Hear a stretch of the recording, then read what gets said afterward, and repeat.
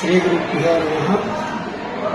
भद्रं वीरं महाविष्णुं शिवलंकं सर्वतोमुखं नृसिंहं भीषणं भद्रं मृत्युर्नमाम्यहं। राजामार्ताण्डसङ्काशं रामपादाभ्यम्बरं राजमूर्पुरावासं मुख्यप्राणं भजे निशम्। సుమారు 450 సంవత్సరాల క్రితమే వడ్డేపల్లి రాజోలి గ్రామ శివారులో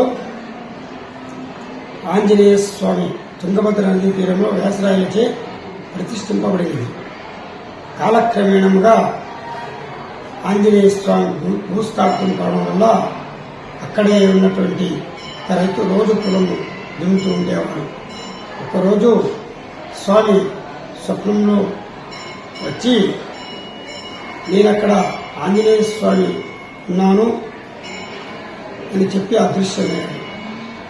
అదే రోజు మేము స్వప్న వృత్తాంతం ప్రకారంగా వచ్చి తన పొలంలో చూడగా అక్కడ ఉన్నటువంటి ఆంజనేయ స్వామిని చూచి స్వామి చెప్పాడు ఉత్తరదిశగా కాబట్టి వెళదామని నిర్ణయించుకొని ఒక ఎడ్ల బండిలో ఆంజనేయ స్వామి విగ్రహాన్ని పెట్టుకొని ఉత్తర దిశగా ప్రయాణించాడు.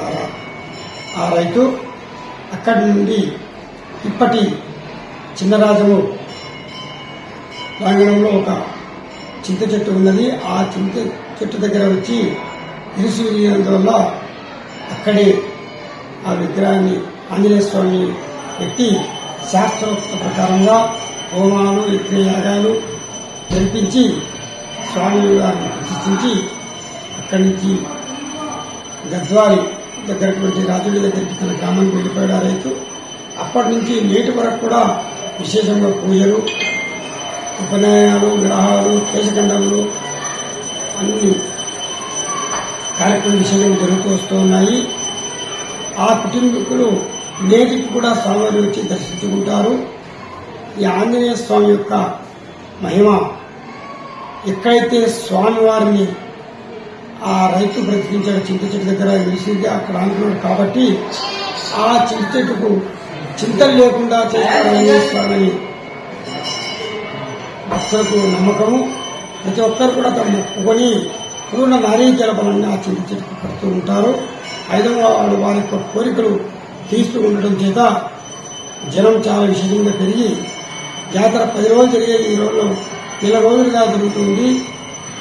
మార్గశిర శుద్ధ త్రయోదశి నుండి ధ్వజారోహణము మరియు అన్నవ్రతము, విశేష పంచామృతాభిషేకము, మహాలంకరణ, రాత్రికి శ్రీనివాస కళ్యాణం జరుగును.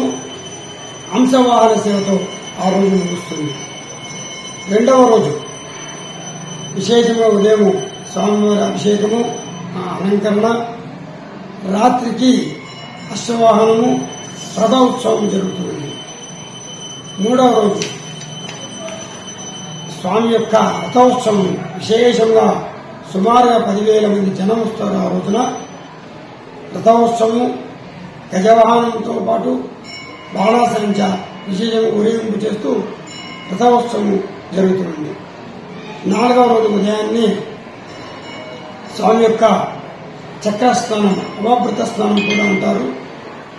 స్వామి యొక్క ఇక్కడి నుంచి దేవాలయం నుంచి స్వామివారి పుష్కరి వరకు ఊరేగింపుతో స్వామిని అక్కడ పుష్కరి దగ్గర వెళ్ళి విశేషం శాస్త్రోక్తంగా పూజ చేసి స్వామివారిని ఇక్కడ ఒక ప్రసిద్ధి ఉంది. స్వామివారి తలపైన ఉత్సవమూర్తిని పెట్టుకుని ప్రతి ఒక్కరు కూడా స్నానాలు చేస్తారు బ్రాహ్మణులు. ఆ విధంగా విజయ రోజు 5వ రోజున కూడా స్వామి యొక్క విశేష అభిషేకము, అలంకరణ